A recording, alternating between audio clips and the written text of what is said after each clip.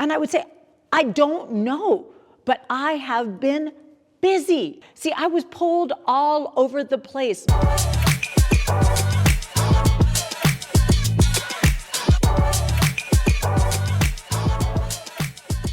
Okay, today I'm going to talk about whether you're focused or whether you are busy. Now, I've already told you that focus is a challenge for me. What I didn't tell you is I'm also kind of messy. When you get too busy, you get messy. Now, John is not messy. John puts everything away after he gets it out. Somehow, I don't know, I forget to put things away.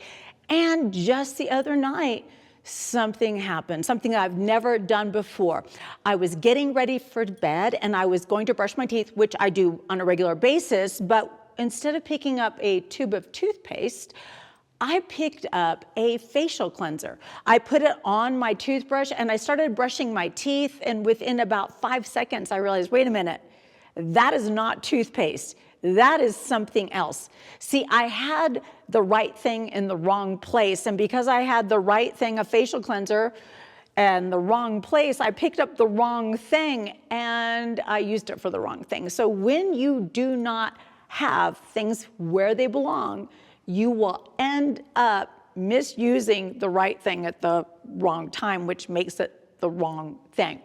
And when my kids were little, and again, I'm 60, I'm a grandmother now, but I remember when my kids were little, my life was messy, it was busy. I called it the blessed blur, but I was focusless for days. John would leave to go to the office, come back, and the house would be in incredible chaos and disarray. And he would look at me and say, "What have you been doing all day?"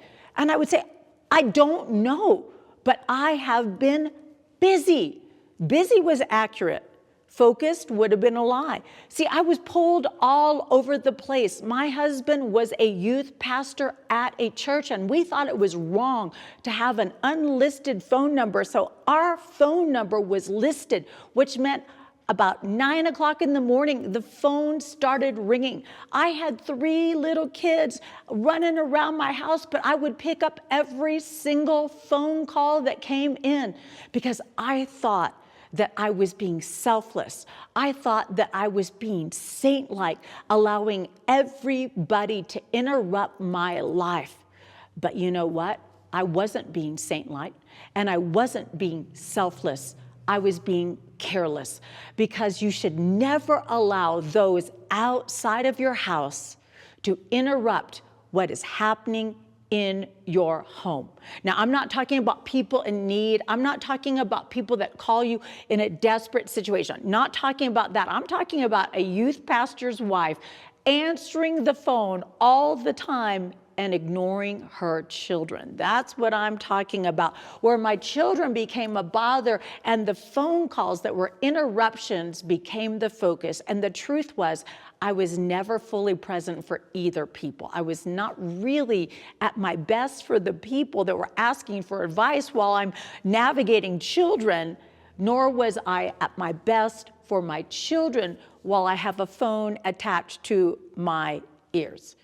If we are not careful, we will give more attention to our virtual relationships than our actual relationships. I don't want you to live in the frantic in-between, looking at your virtual connections and ignoring your actual connections. See, it's always going to be easier to argue with people online than have the hard conversations with your husband. It will always be easier to give other people advice than to live out parenting with your children. It will always be easier to argue with strangers than to reason with God. But God invites you and I to reason with him. He says, "Come now, let's reason together. Though your sins be like scarlet, I'm going to make them white as snow."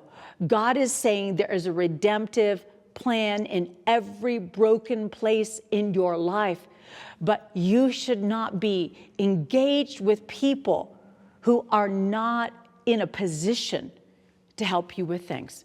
Looking back at my life, I'm going to realize that there were times where it was easier for me to embrace distraction than to actually focus. And I had to ask myself, why? Why am I avoiding doing this? And here's some of the answers I came with. Sometimes I was procrastinating because I didn't feel like I had what I needed to start. Other times I procrastinated because I was afraid I didn't have what I needed to finish. Sometimes I procrastinated because I did not want to ask for the help that I actually needed.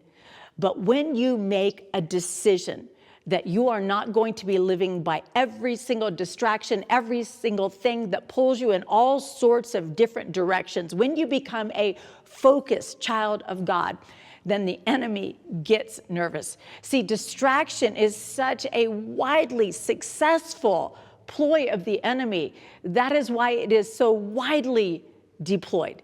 He does not want you to know who you really are. Because if you find out who you really are, then he's going to find out that you are a force to contend with. Focus your energy, focus your power, focus in on your season. I wish I would have understood that season with my children that was exhausting was going to go way quicker than I could ever imagine. There's always going to be people who have needs and want to put a pull on you, but you have to decide what your focus is going to be. It's always exciting to get a bunch of likes on an Instagram post or a Facebook post, but really what builds our lives is our iron sharpens iron relationships. So focus on those.